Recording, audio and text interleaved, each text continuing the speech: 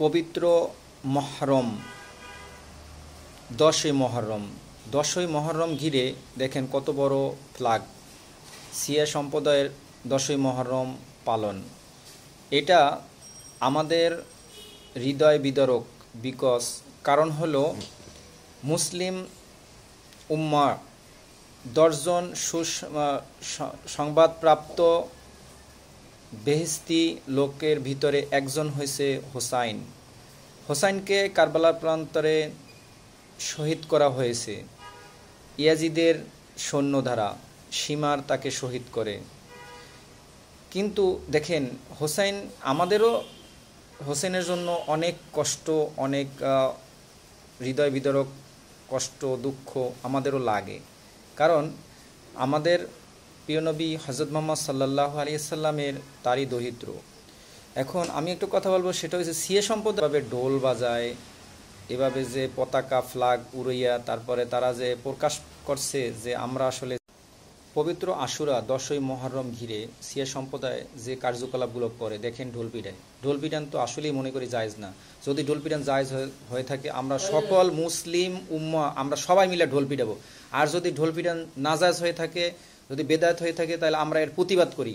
আর শিয়া সম্প্রদায় দেখেন এই যে তারা কিভাবে বাচ্চাদের এই হোসেনকে যেভাবে সাজুগুজু করেছে, এভাবে সাজাইছে, পুরো রশি দড়ি দিয়ে তারপর মাজায় পুরো এক সপ্তাহ এরকমের থাকবে। এটা কি আসলে মানবিক না অমানবিক আসলে আমি বুঝতে পারতেছি না। দেখেন আপনাদের সম্মুখে তুলে ধরলাম, আপনারাই এর মতামত অবশ্যই দিবেন। আর দেখেন এই 10ই মহরম ঘিরে শিয়া সম্প্রদায় যে কার্যকলাপ করে, দেখেন ঘোড়া, এই ঘোড়াটাকে সাজাইছে, হোসেন ঘোড়ায় যুদ্ধ করছে, তাই এই ঘোড়াটা দেখুন বন্ধুরা, 10ই মহরম ঘিরে কিভাবে তারা সাজুগুজু করছে, অনেক সুন্দর সাজাইছে। আসলে কি মনের ভিতরে এরকম সাজ আছে? এই দেখেন বাচ্চাদের কিভাবে পোশাক পরাইয়া কিভাবে মানে দড়ি রশি তারপরে তাদের গলায় মাজায় ঝুলাই দিছে। এটা কি আদৌ কি ঠিক বা বেঠিক, এটা আমি আসলে জানি না। আমার মনে হয় না এটা ঠিক। কারণ আমরাও হোসেনকে ভালোবাসি, আমরা হোসেনকে ভালোবাসি নামাজ রোজার মাধ্যমে। দেখেন এই যে হোসেনের ঘোড়া, এই ঘোড়াকে স্মরণ করে তারা ছবি তুলে তারপরে টানাই রাখছে।